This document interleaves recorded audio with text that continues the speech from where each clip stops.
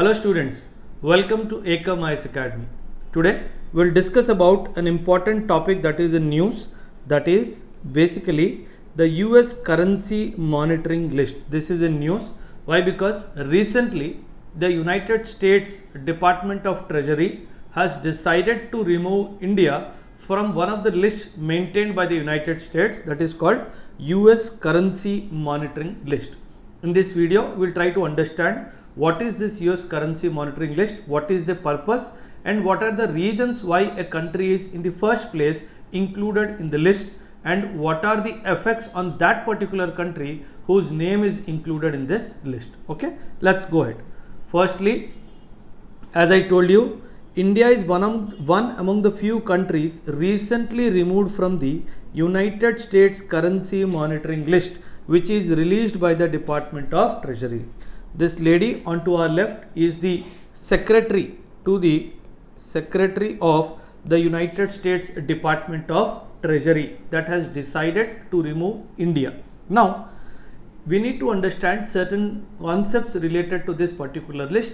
Firstly, it is a biannual report. It means in a year, this report is submitted to the US Congress twice, biannual. Okay. Now, the report reviews the policies of the US trading partners during the last 4 quarters. What it does? The report reviews the policies of the US trading partners. It means the countries with which US is trading, the reports of that particular country are being put to the Congress. And when the US currency monitoring list, when we are on the US currency monitoring list, it means a country is considered to be a currency manipulator. We will understand what is a currency manipulator in 2 minutes time. And along with India, certain other countries have also been removed from the list. Which are those countries? Italy, Mexico, Vietnam and Thailand. From prelims perspective, the remembering of the names of these countries is very, very important, right? And which are the countries which are presently on the list? After the countries that have been removed, it is China, Japan, Korea, Germany, Malaysia, Singapore and Taiwan. These are the countries which continue to be on the US currency monitoring list.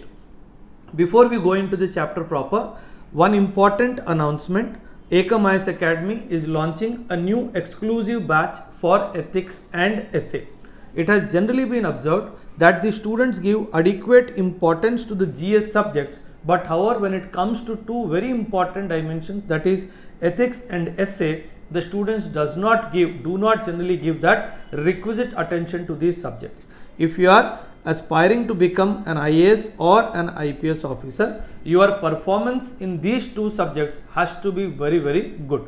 So, this particular special program is aimed to increase your performance in these two subjects. Okay. Now, what is a currency manipulator? We came across this word in the previous slide. See, what happens is, whenever a country, say for example, India is a country. Now, we all know that the Central Bank of India, that is Reserve Bank of India, has some forex reserves. Forex reserves are nothing but the foreign country's currency that the RBI is holding. And majorly, as we all know, it is the US dollar. Now, what happens is, many a times it so happens that the performance of Indian rupee vis-a-vis performance of dollar at times goes down. If in this scenario, RBI tries to intervene in the market, this is called market intervention. This is called market intervention. What does the RBI do? What the RBI does is, to regulate the fluctuation of change in the forex between dollar and rupee, to what you call control this volatility of the rupee against dollar, RBI will infuse some dollars in the international market. So what happens is, in this scenario, the availability of the dollars in the market increases. As we have read in basic economics, when availability of a product increases in the market, automatically the value of that particular product comes down. So this market intervention helps in stabilizing the volatility between dollar and rupee. So this process is called market intervention, right? Now, If a country frequently carries out this market intervention, then that particular country is tagged as a currency manipulator by United States. And mostly, if you remember, during Trump's duration, Trump always used to call China as a currency manipulator. Now, you may ask me a question, why does a country do this? See, if you know the basics of economy, you would know that if your currency is weaker,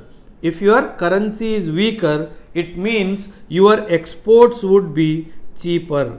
So, what happens is the countries try to willingly, deliberately reduce the value of their currency vis-a-vis dollar so that their exports become more lucrative with an intention to increase their exports. If any country resorts to this, then that currency is known to be a currency manipulator. The reason why India is not straightly called a currency manipulator is, despite the fact that the RBI is intervening in the market, the frequency of this intervention is very, very rare. The frequency of this intervention is rare. That is the reason why India as a country did not get a tag as a currency manipulator.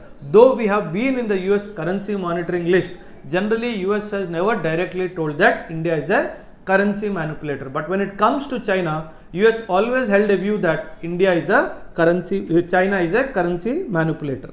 Right? Now, what are these three criteria based on which US will decide that a particular country is a currency manipulator or not? There are three straight questions that the US tries to get an answer to. One, is there a trade surplus of that particular country with United States? If this trade surplus is at least $20 billion in the last 12 months of trade with that country, so first criteria has been met.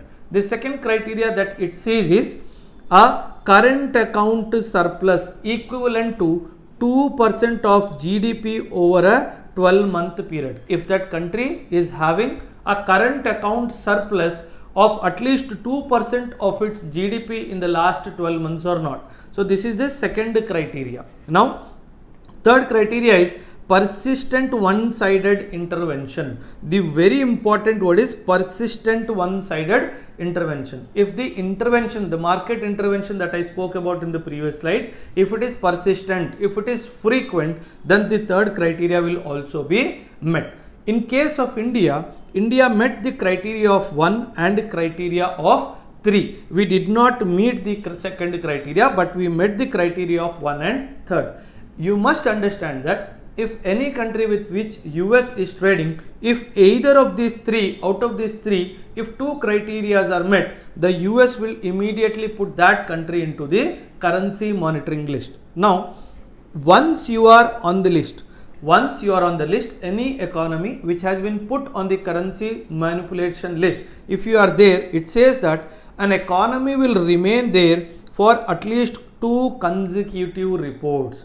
At least 2 consecutive reports. What does it mean? It means that at least till 2 reports are submitted to the Congress. Even though after 1 report you would have come down, all the 3 criteria would have come down, but still the US will keep you in that currency manipulation list, because it wants to know that it is not as a result of whether the improvements are durable or not, and it should not be due to temporary factors. So for that particular purpose, even after 1 report, if your performance has improved, you did not intervene in the market, you did not deliberately do anything to lower the value of your own currency, still US will continue to keep that country in the US currency monitoring list. So this is all about the currency monitoring list.